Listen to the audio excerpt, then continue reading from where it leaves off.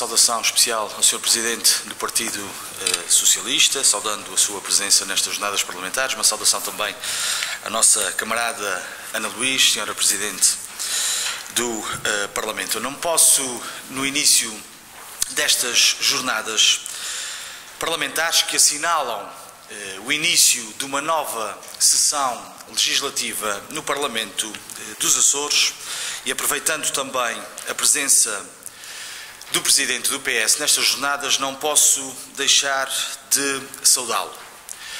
A verdade é que o Presidente do Partido Socialista e Presidente do Governo dos Açores tomou posse enquanto Presidente do Governo em 2012, estamos muito perto de fazer 3 anos, num momento muito difícil. E não posso deixar de saudar, nas jornadas parlamentares do Grupo Parlamentar do Partido Socialista, o esforço, o empenho e a determinação com que tem dirigido os destinos dos Açores e com que tem presidido ao Governo dos Açores.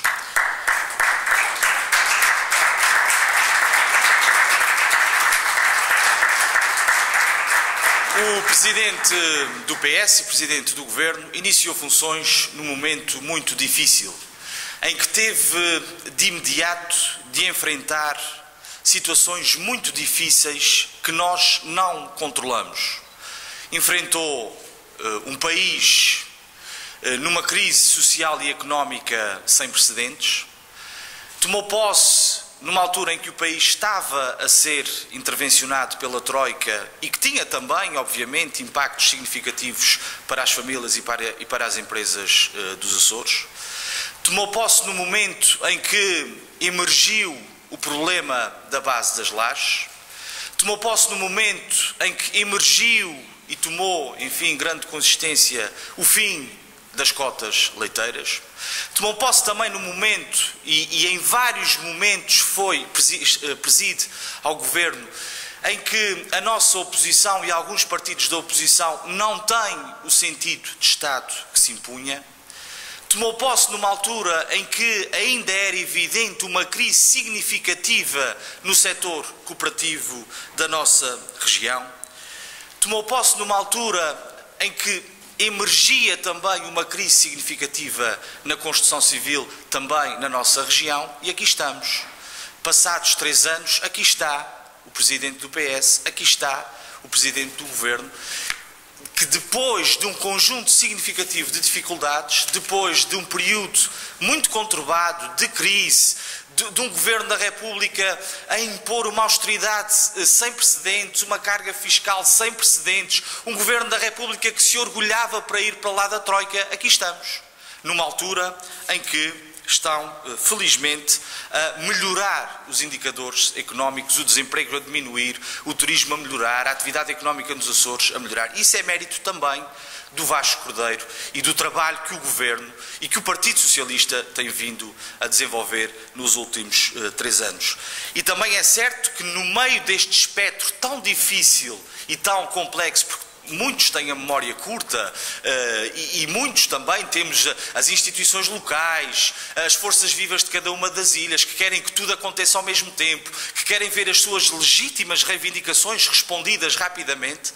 A verdade é que, neste espectro de dificuldades, muitos dossiês foram resolvidos a favor dos Açores, que muitos deles até com um trabalho permanente clandestino, reservado, discreto, sem o mediatismo que estas questões não podem nem devem ter. Refiro-me à liberalização do espaço aéreo, que chegou a bom porto por intervenção direta, permanente e persistente do Governo dos Açores.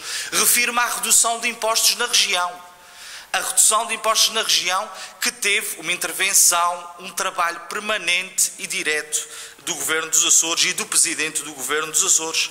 Refiro-me à Agenda Açoriana para a Competitividade e para o Emprego, a Carta Regional das Obras Públicas, os programas de apoio aos nossos desempregados, muitos enfim, aqueles que padecem da maldicência endémica dos nossos partidos da oposição criticam os programas de apoio ao desemprego. Então qual seria a alternativa? De que forma é que nós conseguiríamos apoiar essas pessoas que querem trabalhar e que já não têm subsídio de desemprego? E também por intervenção, por agenda do Presidente do Governo dos Açores, essas pessoas estão hoje a trabalhar, têm um emprego, têm um ordenado ao fim do mês e estão a contribuir para o bem comum e para o desenvolvimento da nossa região.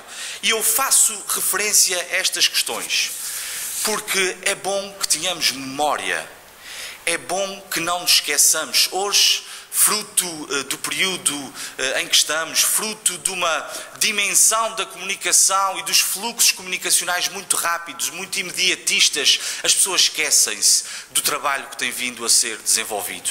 E é bom que não nos esqueçamos. É bom que não nos esqueçamos quem tem estado permanentemente a trabalhar, permanentemente a resolver os problemas dos Açores, permanentemente a preparar positivamente o futuro dos Açores, e aqueles que estão permanentemente a destruir, a criticar, a falar mal, que não estão comprometidos verdadeiramente com o futuro dos Açores, estão sim comprometidos com o seu futuro dentro da lógica partidária em que estão inseridos. Iniciamos agora uma nova sessão legislativa. Uma sessão legislativa que é a última desta legislatura e que exige, por isso, também muito trabalho de todos nós. O grupo parlamentar terá, enfim, a função e desempenhará as suas funções ao nível de duas vertentes. Por um lado, o trabalho parlamentar no Parlamento dos Açores, nas comissões parlamentares permanentes, nas comissões que estão a decorrer, com a responsabilidade que se exige neste momento e até contrariando, enfim, e devo admiti-lo, a degradação política, a degradação do debate político que temos tido, infelizmente, nos últimos anos, também no Parlamento dos Açores.